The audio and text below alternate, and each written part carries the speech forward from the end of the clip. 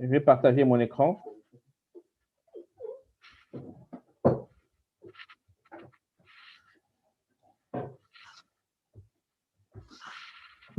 Merci de confirmer si vous pouvez voir mon écran.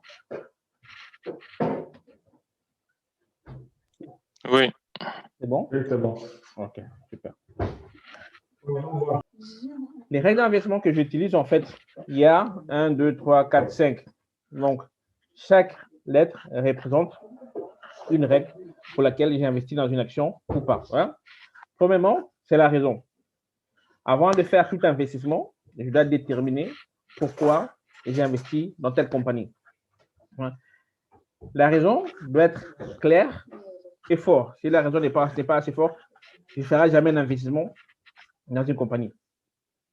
L'un des meilleurs aspects, en fait, d'investissement et de chercher la liberté financière, c'est la logique. Comment vous réfléchissez et quelle est votre philosophie dans le placement que vous faites. Si vous souhaitez avoir du succès dans l'investissement, il faut investir avec des bonnes raisons. Que ce soit pour accélérer votre capital ou prendre votre retraite, bien assurer vos arrières. Dans toute chose, que ce soit dans le business ou bien l'investissement, si votre raison de faire ce que vous faites n'est pas assez forte, vous n'allez jamais avoir la force et surtout l'endurance de pouvoir continuer. Parce que c'est ça, en fait, qui fait que les gens continuent, même s'il y a des difficultés, même si leur portefeuille est rouge, ils continuent quand même. Il y a une certaine forte continuité de faire ce qu'ils font. Et les gens qui se lancent sans forte raison risquent et fortement de s'arrêter au milieu et arrêter de continuer.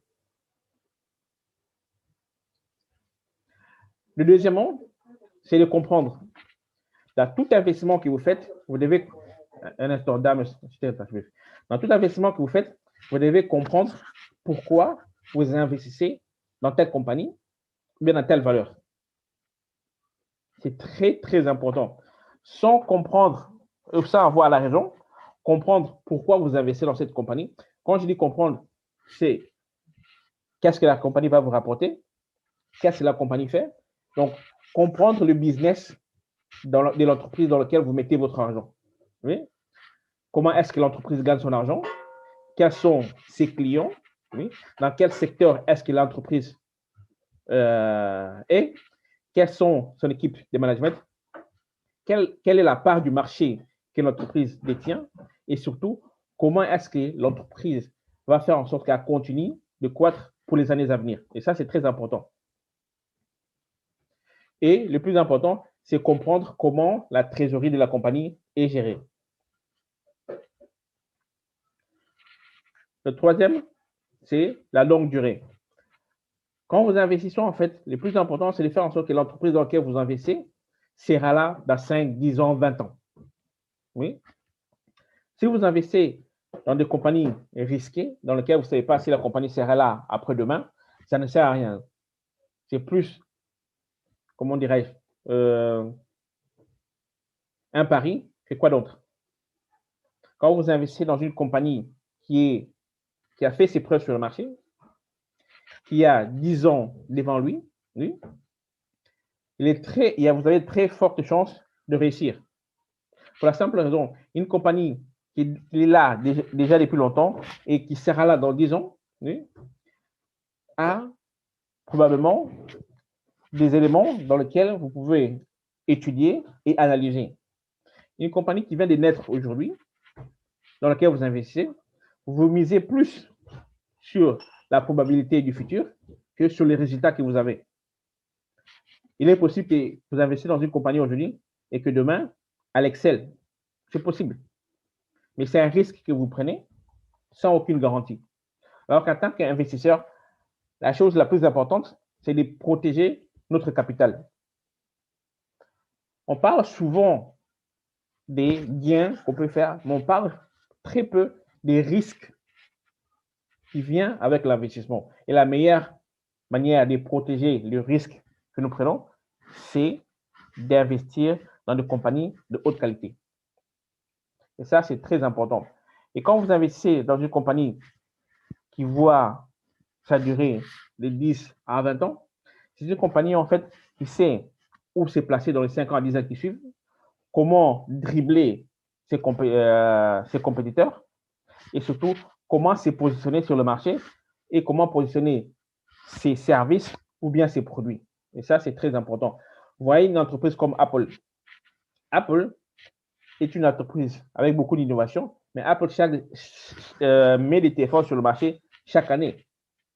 Mais par contre, les téléphones que Apple met sur le marché chaque année, il y a très peu de changements entre iPhone 12 et il y a très peu de changements entre un iPhone 11 et un iPhone 12.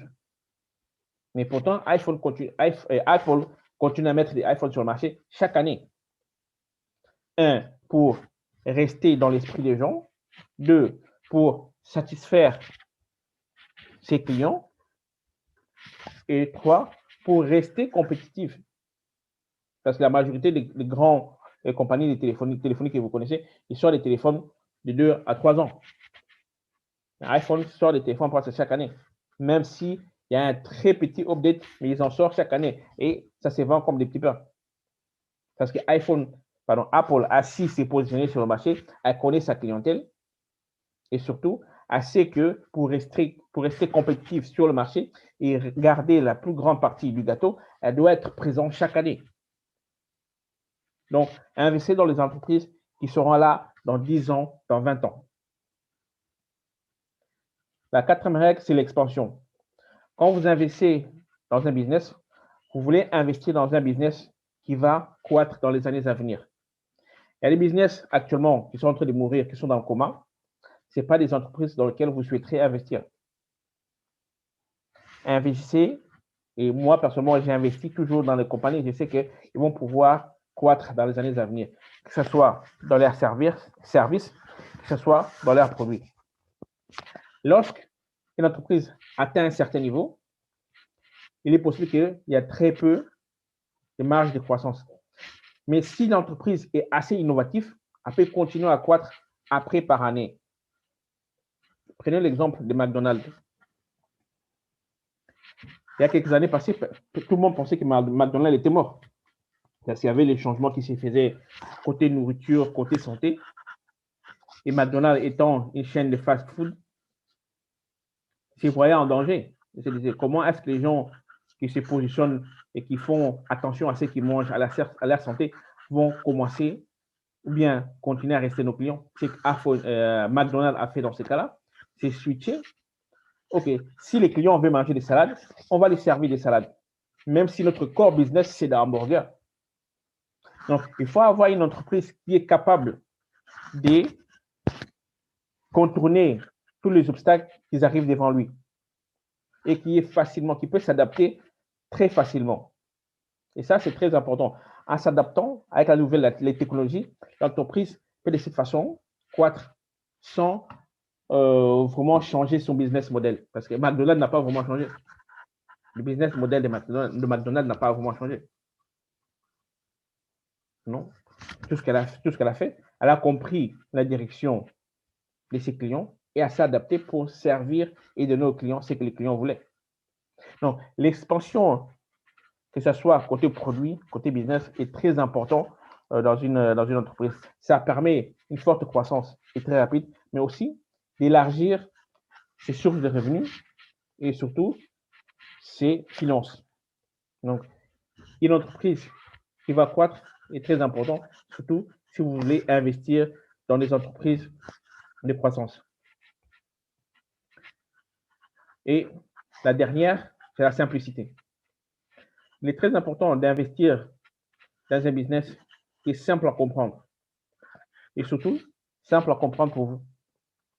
Quand vous voulez investir dans un business, il ne faut pas avoir un business soit qui vous prend beaucoup trop de temps, soit un business dans lequel vous n'avez aucune expérience et vous ne connaissez rien, parce que ça vous demandera beaucoup d'études, beaucoup de temps pour comprendre ce que l'entreprise fait. Et surtout, si c'est dans un secteur que vous ne comprenez rien, ça vous demanderait beaucoup d'heures d'apprentissage. Donc, choisissez quelque chose qui est simple, que vous comprenez. Vous savez que voilà, cette compagnie fait ça, fait ça, fait ça, fait ça. Elle gagne son argent de telle manière, elle gère son argent de telle manière. Voici son retour sur investissement. Voici son retour sur capital. Comme ça, vous avez une idée précise de ce que l'entreprise fait et de comment elle gagne son argent. Mais d'une manière très simple. Si vous investissez dans une compagnie que vous connaissez ni le CEO, ni les retours sur investissement, ni les retours sur capital, ni le marge des profits, ça ne sert à rien. Il est très important quand vous investissez dans une compagnie de savoir toutes les informations qui sont nécessaires pour vous en tant qu'investisseur. Quand vous investissez dans un business, la chose la plus importante, c'est comment est-ce que l'entreprise gagne son argent. En tant qu'investisseur, c'est la première chose qui doit te venir à l'idée. Comment est-ce que cette entreprise gagne son argent? Comment est-ce que l'argent est dépensé et comment est-ce que le management va faire en sorte que le capital que moi j'ai investi dans la compagnie en tant qu'entrepreneur ou bien en tant qu'investisseur me revienne. Parce qu'on n'achète pas des actions pour plaisir de les garder. Non, le but est tout simple de se faire de l'argent. Et quand vous investissez dans une compagnie, vous misez sur le management. En misant sur le management, vous dites au management, merci de gérer mon argent pour moi. Et c'est pour ça que je dis toujours, il est très important, quand vous investissez dans un business, de choisir un business qui a les meilleurs managements. Parce que c'est l'équipe de management qui va gérer vos fonds et qui va faire en sorte de doubler vos valeurs et votre investissement.